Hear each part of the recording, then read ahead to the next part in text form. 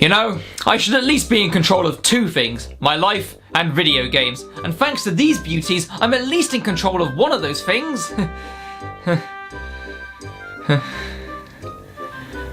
Everything's horrible right now.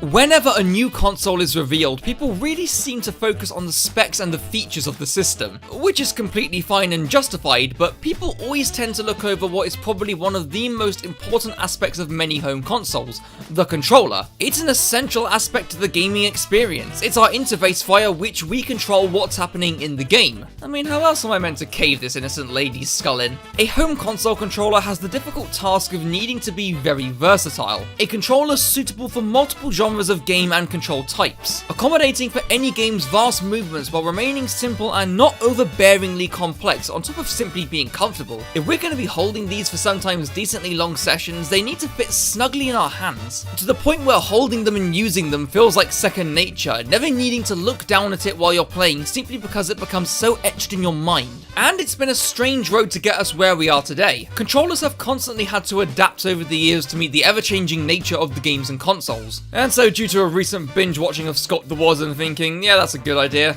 I thought it would be fun to look through all the controllers I happen to own, both first and third party, as well as briefly talking about other prominent controllers that I don't have in my collection. Oh, and please keep in mind, this is simply my own opinion on each of these controllers. Back in the earliest days of console gaming, when Pong machines were plentiful and spreading like gonorrhea, controllers were in a weird and experimental phase. It's kinda mad to think there would be so many ways of controlling two fucking lines in a dot. It wasn't until 1977 when the Atari 2600 released with what most considered to be the first proper video game controller. Now, I've never used the Atari 2600 controller, but it kinda speaks for itself. I mean, it's a little box with a button and a stick. It's basic because the games were basic. Now, I'm sure it's aged a fair bit, but it's a humble beginning nonetheless. During this time, controllers also went through this stupid keypad and joystick phase to no one's delight. That is until Nintendo bowed its gracious head into the home console market and told everyone to stop dicking around as it proudly showed its controller. Certainly one of the most iconic controllers ever made, and introduced a mainstay, the D-pad. Now, what I have here is the remade NES Classic version, but it's practically identical to the original. The D-pad is okay, not the best. It feels a bit shallow and doesn't have much impact when I press it, but the buttons do feel nice and clicky to use. The rectangular shape can make it a bit awkward to hold. I don't know, I've not played a ton of NES, so it doesn't quite feel entirely right to me. But with double the bits, they doubled the quality. The SNES controller manages to improve on the NES one in almost every way, in my opinion. And again, this is the newer SNES Classic recreation, but it's all the same, innit? The face buttons, while not as clicky, are wider and more firm, making them easy to use. Not to mention the really nice button layout to quickly snap between them, and in the UK and Europe we got the nice coloured buttons. The D-pad, while still not feeling like it has much impact, is a bit bigger and feels a bit more satisfying to press. But oh, the curvature on this controller. It sits so nicely in your hands while your index fingers rest perfectly on the new shoulder buttons, and I just love how they're curved with the controller and have this satisfying click to them. Overall, this is a solid ass controller. Meanwhile, their rival SEGA had a slightly different and bigger design for the Genesis, and though I never used it, it looks okay. The shape seems decent and the D-pad looks good, but I'm not too sure about the face button layout. I don't know, putting 3 buttons in a row and at an angle just seems a bit weird to me. And Sega themselves didn't seem too convinced either, as they subsequently released so many other Genesis controllers with very slight tweaks and extra buttons with different shapes. Like, I didn't know until making this video that there were so many goddamn controllers for this one console. I suppose I shouldn't really be too surprised, since the Genesis was known for releasing a bunch of strange crap to keep up with the ever-changing scene of the gaming industry at the time. And the changes could not be bigger at this point, as gaming scientists soon discovered that there was a third dimension. Who knew? The 5th console generation brought not only a huge hurdle for developers and designers to overcome with the rise of 3D games,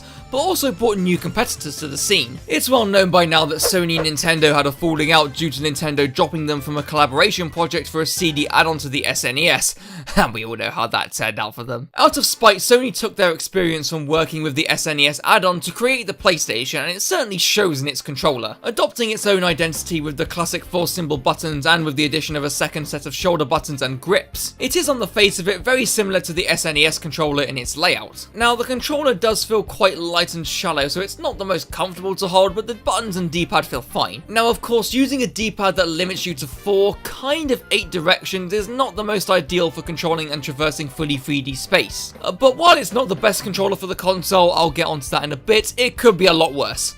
Speaking of which, my fucking god. Okay, so before I absolutely slate this thing, I'll say this. The Nintendo 64 controller was innovative, introducing the analog stick intended for fuller, more accurate 3D movement and rumble, albeit via an add-on pack. Now, just because it introduces these things does not mean it did it well, cause my god, I hate this controller. I know that there are many who will stand by this controller no matter what, and I am sorry to you. And I know that there are those who take issue with it, but my opinion is perhaps a bit more extreme. Firstly, the analog stick sucks. It's brittle, janky, stiff, and just really hard and unpleasant to use. And why would you have it in this weird octagonal frame which restricts its movement even further? The face buttons, D-pad, and Z button feel okay, but the shoulder buttons are just dreadful. And the layout, just how the hell are you meant to hold this thing? I know the most common way is like this, but no matter which way, you'll never have full access to every button. I know Nintendo's design philosophy with this controller was to experiment with 3D but be able to revert back to 2D easily in case it didn't take off.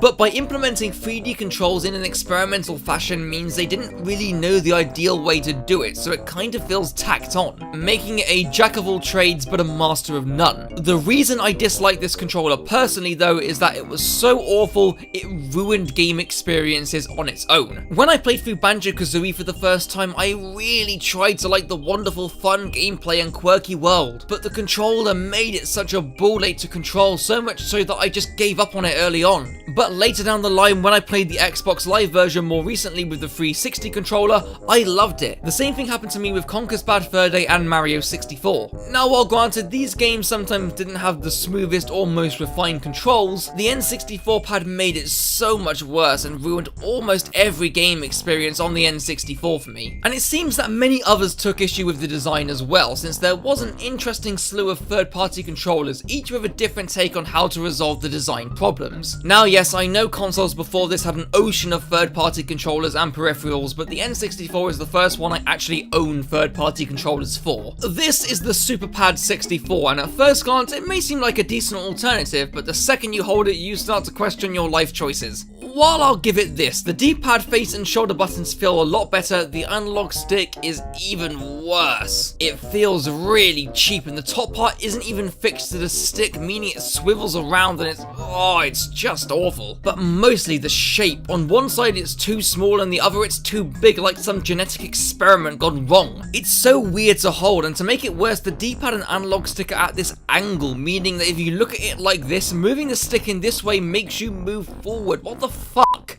But now onto an actually good third-party controller, the HORI Mini. And this thankfully improves on the original in almost every aspect. It's laid out in a much more traditional fashion and the buttons feel a lot better. It uses 2 extra Z buttons as extra shoulder buttons, and the analog stick is a vast improvement, using something more closer to a GameCube analog stick. And despite still being cased in the octagonal frame, it's still so much more fluent and easy to use. Now I know it's called the Mini, but my only irk is that it's a bit too small. That's the only real flaw, as it completely blows the original out of the water. All this time PlayStation were looking at Nintendo saying, yeah, you got some good ideas, but you done fucked up. Check this out, it said as it flashed its 2 big rubber titties. The DualShock was the definitive controller for the first PlayStation, learning from Nintendo's mistakes and implementing it around the design of the first controller in brilliant fashion. The dual analog sticks are so nice and smooth compared to the restrictive N64 one, not to mention utilizing the second stick for extra features, as well as both acting as extra buttons, making the shoulder buttons meatier, and with the addition of rumble and by extension the thicker shell needed to accommodate the rumble motors made it so much nicer to hold. It set a standard for controllers going forward and made for an ideal way to play 3D games at the time, benefiting so much from dual analog sticks. Sega during this whole while I think were just taking the piss with the Saturn.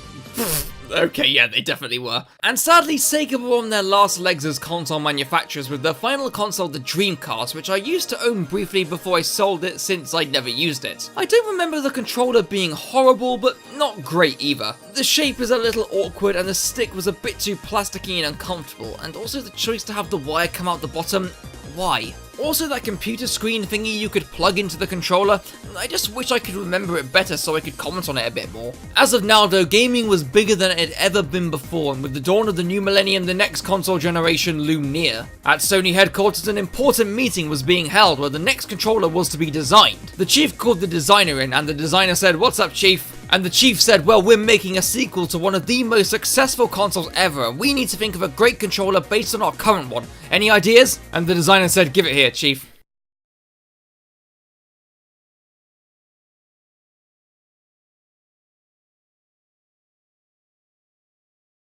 And the chief said, Yeah, the DualShock 2 was pretty much the same controller as the original DualShock, with only the difference being the black colour scheme and the analog buttons. We know it's fine, we know it works. Now, the PlayStation 2 was also home to the Buzz franchise. What a smooth transition that was. Well, I needed some excuse to get talking about these. These were a series of party games made for up to 4 players, using these controllers, the Buzz Buzzers. 4 big, simple, colour-coded buttons and a big buzzer. The games were designed completely around them, so they work well for what they are. It also has a very nice game show quality about it, which I like. Meanwhile, Nintendo got their shit together, learning a thing or two, and gave us the glory that was the GameCube controller. And while I don't currently own a GameCube or a controller, I have used one. And when I first looked at it, I was like, what is this Rube Goldberg piece of crap? But as soon as I held it, it was like the gentle touch of another human being. Oh, how that must feel. It just melds into your hands. The button layout was so good. It was just so ergonomic, and it's fondly remembered as one of the best controllers of all time because of it. And now a new competitor was readying themselves at the sidelines. The Xbox came into the scene with this absolute behemoth. The Duke, as it's often referred to, or the Big Chungus as I like to call it, was,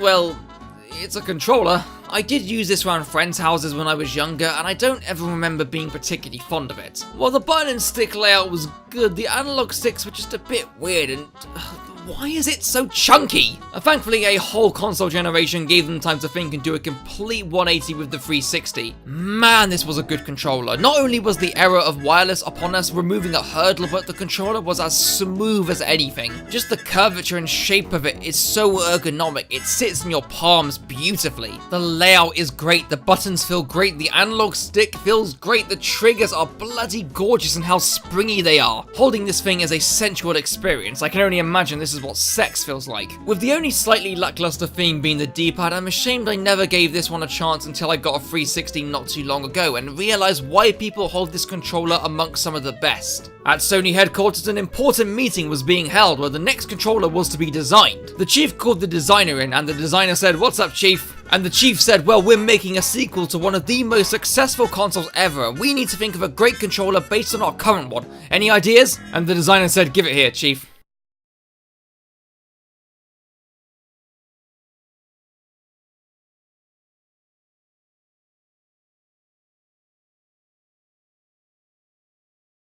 And the chief said, "Shag me, you genius." Releasing as the 6-axis with built-in motion controls but no rumble, later to be added with the DualShock 3 model, Sony I guess went with the if it ain't broke don't fix it mentality with the PS3 controller, and while yeah, it's perfectly fine and it works, it's certainly not perfect and has room for some quality of life improvements. The only real physical difference here being the addition of the home button and turning L2 and R2 into triggers, which while not bad, certainly do not hold a candle to the 360 triggers. And despite most of the PS3 controllers featuring motion controls with the 6-axis, it was never really utilised by many games, sadly. Speaking of motion controls, let's take the spotlight back with good old Nintendo with, what the hell is this? Now, the Wii was trying to do 2 things that the controller had to accomplish. One, it entirely focused around motion controls, so a standard controller design probably wouldn't have been ideal. And 2, it was trying to be as accessible as possible. Remember that time when everyone was playing the Wii? Well, that's because the remote-like design was easy for people to understand and worked well for the motion control gimmick Nintendo were going for. You ever give a controller to a parent, they'll just go, "I don't fucking get it." But give them this and they'll say, "It's like it speaks to me." For people who've never even played video games, the design is so much simpler for them to get their head around, which is why it caught on so well. And to be fair, even though it's unconventional, it feels fine in your hand.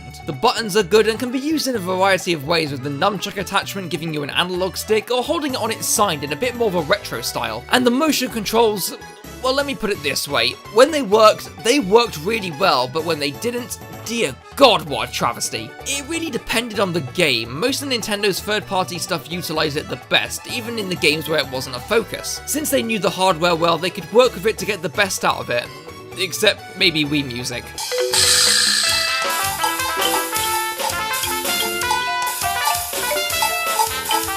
On the other end of the spectrum, you have the horde of shovelware shite that was slapped on the Wii due to its popularity, with very little effort or thought put into how the motion control worked, leading to a mostly disgraceful mess with an exception of a few diamonds in the rough. Thankfully, they would release the Wii Motion Plus, improving the motion controls even more. Now, while the Wii Remote worked fine for filthy Wii casuals, hardcore gamers still yearned for a more traditional offering, and thankfully Nintendo understood this and offered the classic controllers. It's just a shame that they were only compatible for certain games. Now, with the Wii's huge success, Nintendo were on top of their game and decided to get a head start on the next generation of consoles. And in no time at all, Nintendo stood up and proudly announced, and I quote, I don't fucking know. And that's the story of how the Wii U and its gamepad came to be. Now, I think the Wii U gamepad is fine, pretty decent in fact, but just why? Now, it does feel quite good to grip. The triggers, face buttons, and stick all feel quite good, almost as if it was a proper controller. Oh, wait. Look, I know the screen was the Wii U's thing, but like a lot of other things on the gamepad, it just wasn't necessary, leading to a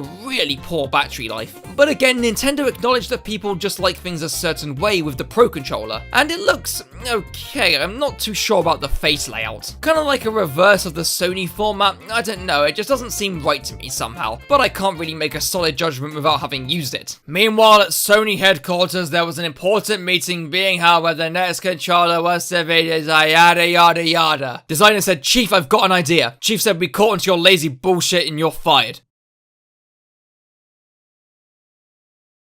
But fuck off. So Sony finally made a significant design change for their controller with the PlayStation 4's DualShock 4, and it was worth the wait as this is the definitive PlayStation controller in my mind. And due to me being used to Sony controllers, I think it might be my favourite controller ever. The more ergonomic shape makes a huge difference, and I love this grippier lower half of the shell. The analog stick now have bevels for extra grip, the D-pad and shoulder buttons feel great to use, the triggers are vastly better in their feel and shape, and the addition of the share button is wonderfully convenient. It's just so good. Now, I'm not afraid to address the more controversial aspects of this controller, mainly the touchpad and the light bar. The light bar is unnecessary, and it's a shame that so few games actually took advantage of it. Same with the touchpad actually, I never really used it except as a giant button. Now, while these two aspects aren't really needed, they don't get in the way whatsoever, they're really just an unintrusive bonus feature. And I have also heard about the build quality of these being bad, but personally I've never had any issues. The only thing I will agree on that prevents it from being perfect in my eyes is the battery life. It just isn't that good and can be annoying depending on how much you play. But aside from that, it just feels great to use and is the best iteration of the DualShock yet. Now, Xbox had kind of taken the biggest step forward you could have taken with the 360 controller, so much so that it was a struggle to think how they would actually improve upon it. Well, they didn't. In fact, I think they took a step backwards. When playing on other people's Xbox Ones, the controller just never felt like it came even close to the 360. The build was more chunky and angular and not as comfortable to hold. The sticks and triggers felt loose and flimsy and it just had a very cheap feel to it. It's almost baffling since they practically perfected their controller with the 360, so why they felt the need to change a lot of things just doesn't make sense. I suppose if anything, its disappointing and crappy nature makes it reflective of the Xbox One itself. Now we have finally reached the end as we get to the most recent console release, the Nintendo Switch. And Nintendo being Nintendo, it was of course going to be out the norm. Making the controller for the Switch must have been hard due to its function as a home console that transitions into a handheld seamlessly. And the Joy-Cons for the most part do an alright job. I'll give them credit, these things are surprisingly versatile, including motion controls and the ability to use one individually on its side as a single controller. Now of course it's not the ideal way to play these games, far from it, but it's a cool feature with these attachments making it better to use the shoulder buttons in this mode. But the thing is, it definitely feels like they are more suited to handheld mode since everything about it is just very small. When it's portable, it's a completely fine compromise, but even with the very Joy-Con grip, when it comes to docked mode, you're gonna want a more traditional offering. Enter the Nintendo Switch Pro Controller, the controller that the Xbox One controller wishes it was. Adopting the same layout style, but with such a better quality to it. It feels firm, weighty, and comfortable with these gripped handles. The buttons on the face, shoulders, and triggers are all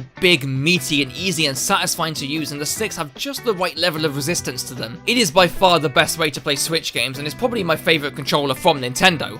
And with that, that concludes my retrospective on game controllers. I'm sorry if it felt like I glossed over some ones, mainly the ones I don't own, but I can only really talk about what I know and understand. But it's interesting, however, to see just how far we've come from the most basic of joysticks to the most refined controllers that have become so implanted in our minds. All the experimental innovations, the successes, the failures, and how each controller's design and features were also quite reflective of the industry at the time. It's nice to shed light on and dig into such an important aspect of our gaming experience that we so often look past. The weird thing is, the one I liked the least is the one I talked about the most. Fuck you. Well, I suppose there is one takeaway from this whole retrospective. Even though I'm suffering from crippling financial debts, have severe social issues, and I'm slowly but surely losing my grip on reality, I can at least play video games. Thanks very much for watching, everyone. Fuck my life.